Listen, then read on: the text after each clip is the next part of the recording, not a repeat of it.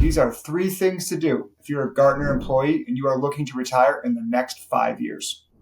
The first thing that you want to do is understand what are the different investment buckets that you have accumulated as a Gartner employee and how are they going to play into your retirement plan. You might have contributed for a long time into the ESPP plan.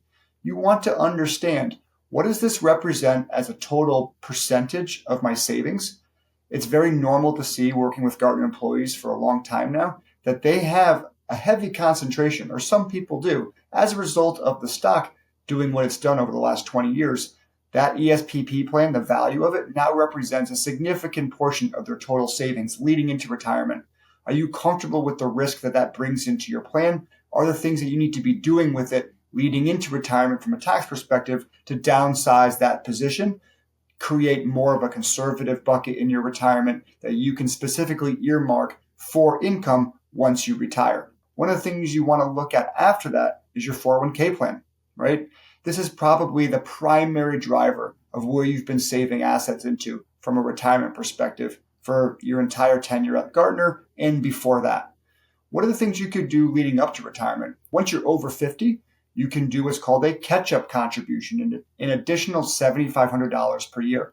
If you're the age of 60 to 63, there's another level of catch-up contribution that you can do. Gartner does match you in the 401k, but they limit that to just over $7,000. So one thing that you might want to do leading up to retirement, again, if you're 5 years away or less, or even before that, is can you do more than that?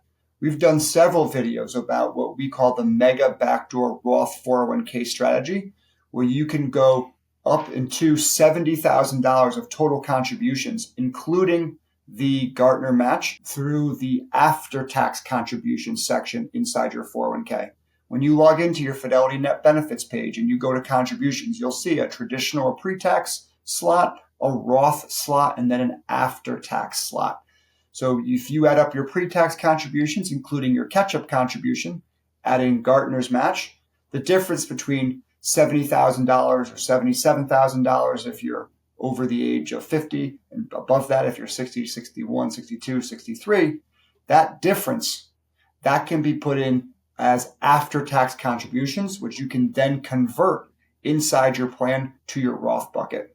So if you're 5 years away or so from retirement, you may be at the very end of your retirement planning career. Earnings are probably pretty high for you relative to the rest of your career.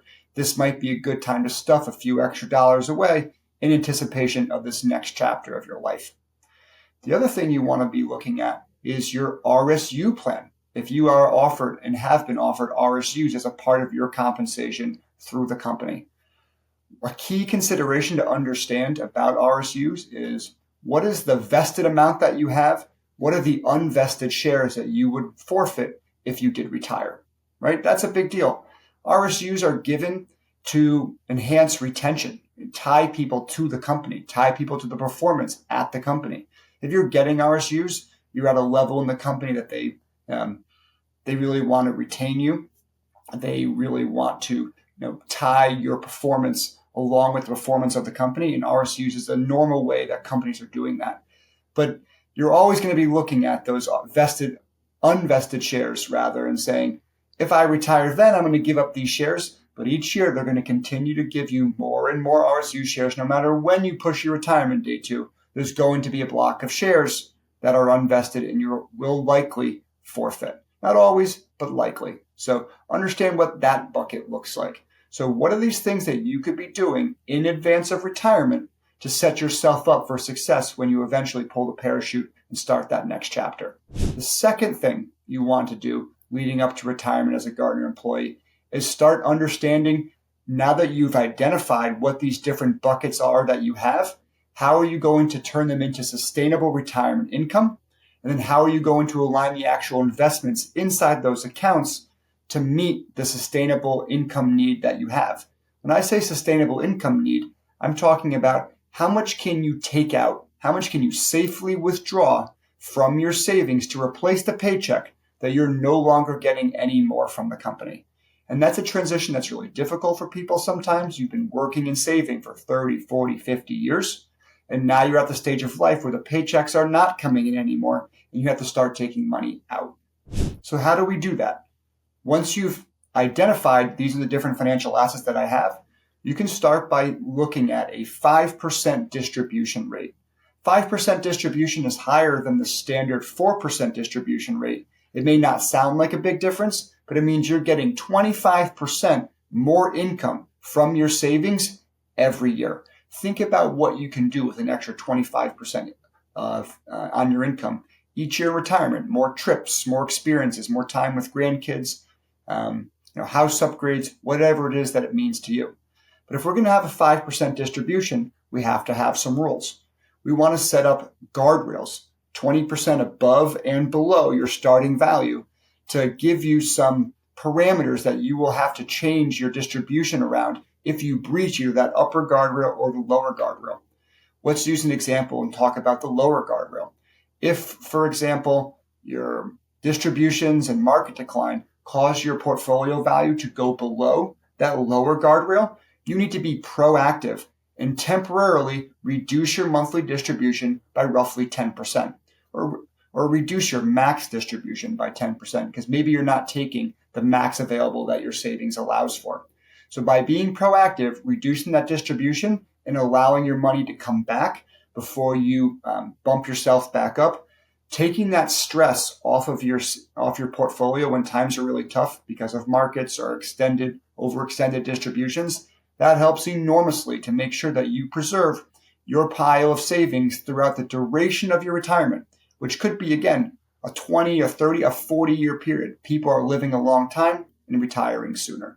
So we want to identify our retirement investment strategy, and then we want to make sure that we are aligning our investments with that. And this is the two parts of this retirement income plan trip people up quite often, right? These are rules-based strategies.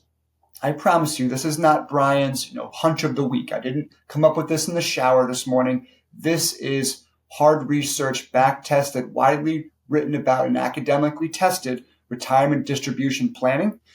It's just about the application of this strategy personalized to you, right? So we have the guardrails on one side of the plan.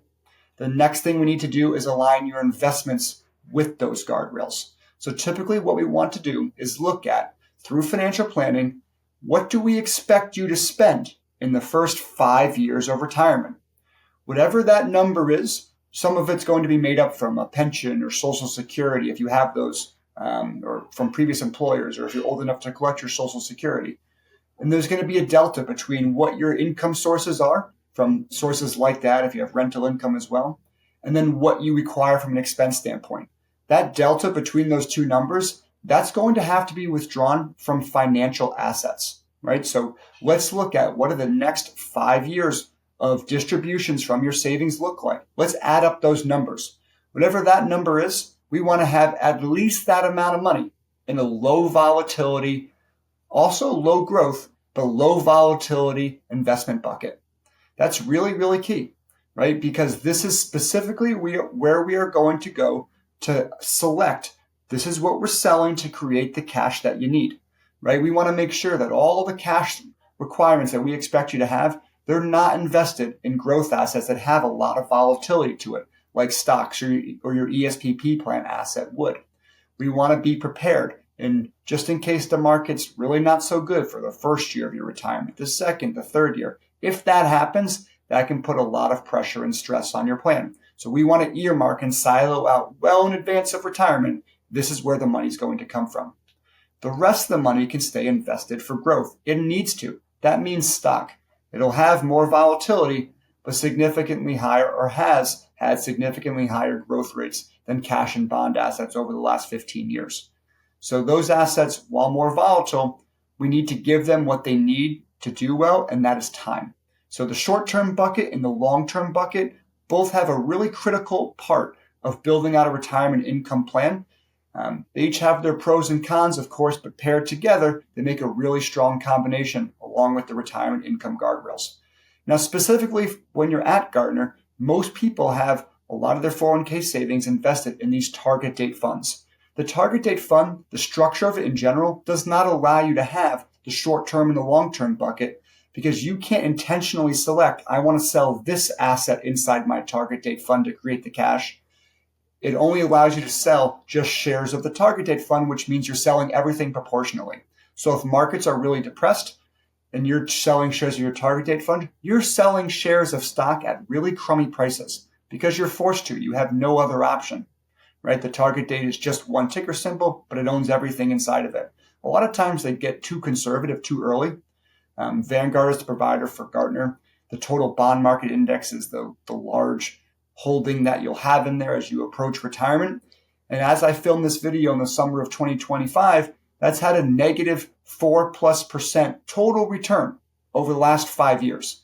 That's just not getting it done, right? So we want to be a lot more intentional as we get to retirement to build out a bespoke strategy using the options inside the Gartner plan or outside the plan, but probably looking at other options beside the target date strategies. The third thing you need to do in advance of retiring from the company is build out your tax plan. When I host meetings with people that work at the company, we talk about, do they have an income plan? Do they have an investment plan? And some of them do. But very few answer yes when I ask them, do you have a tax plan leading up to retirement? You need to be building out a tax plan that takes you out through age 75. If you're retiring before the age of 65, a big concern of yours might be, what am I doing for health insurance? Right? Medicare doesn't start until age 65. There's a very large and juicy tax credit available if you're under the age of 65 and you keep your income below a certain threshold. This tax credit can be used towards the purchase of health insurance plans. It's worth up to $1,600 a month per person. You qualify for this tax credit based on income shown on your tax return, not based on your assets. Again, based on income shown on your tax return. I help millionaire employees retiring from Gartner get this tax credit all the time because it doesn't have to do with how much money you have saved. It has to do with how much money shows on your tax return. How and where you choose to withdraw money from determines how it shows up on your tax return. Some places it doesn't show up at all. You can take out $100,000 from your Roth plan, for instance, and it doesn't show up on your tax return at all. And you can qualify for this tax credit to bridge you from 62 to 65 if you're trying to retire before Medicare age. The other thing you need to be thinking about is your ESPP plan, the taxes that are going to be thrown off from that as you make those sales. The bulk of your savings is probably in your traditional 401k plan. How are you going to tax efficiently withdraw money from that plan? Every dollar that comes out of the pre-tax contribution side is going to be taxable to you as income. Dollar out, dollar on your return as taxable income. We have to build a plan to understand how can we reduce as much as possible your lifetime total tax bill as you're taking money out systematically from this savings plan over a 20 or 30-year retirement plan, right? That's incredibly important.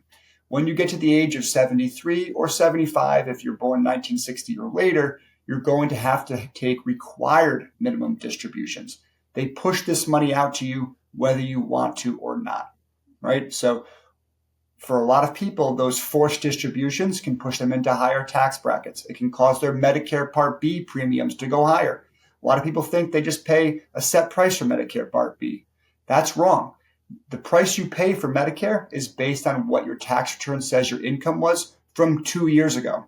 So a lot of times people get tripped up. They retire from the company. Their earnings were really strong leading into retirement. Their Medicare premiums are way higher than they need to be. But they don't know that they can file a special form to reset what the government is using to calculate their Medicare premiums off of. This is all part of formulating a tax plan leading up to retirement. You want to do this starting at least 5 years before retirement, but no matter when you start it, you'll be better off than not starting it at all. So I would encourage you to get going on these action items. If you have more questions about it, you can use the link in my bio to sign up for future webinars that we do for Gartner employees or download the different guides that we have to help navigate you through this next challenging but exciting chapter of your life. And that's really what I want it to be for you, is that amazing next act that you have that you've been leading into for 30 or 40 years in the workforce. So I hope you found this video interesting. Follow our page for more content just like this. We hope to see you on the next one. If you found this content helpful, you found it informative, awesome. Subscribe to the YouTube channel, connect on LinkedIn. I'm going to be putting out more content just like this. If you have other questions that are a little bit deeper that I wasn't able to dive into in this video, or you have questions about how it pertains to you individually, awesome, totally okay. Go to the link on my website. There's a space where you can book some time with us. I'd be happy to talk to you about it. Help you as much as I can. It's complimentary. I'll point you in the right direction. If you have other questions, we can tackle those too. Thanks so much for joining us. Have a great day.